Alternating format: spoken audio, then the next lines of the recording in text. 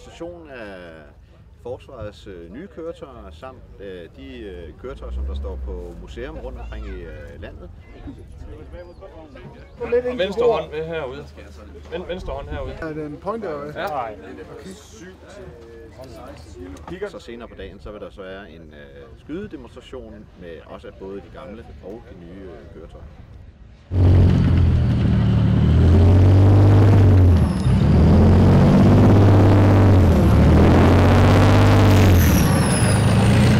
Min opgave i dag, det er, at jeg skal sidde nede på skyttepladsen. Vi skyder ude på omkring de der 1000-1500 meter, og vi med Leopard vi skulle meget gerne ramme med hver eneste skud.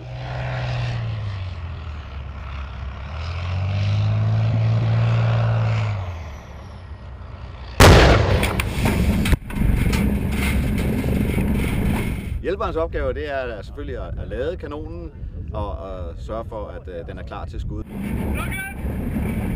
Lige så hurtigt, at jeg kan skyde i kanonen af.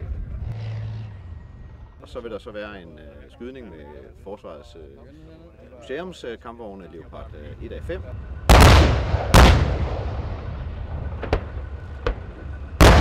Der vil være skydning med Centurion kampvogn, M41 kampvogn og morterskydning, og M109 vil skyde.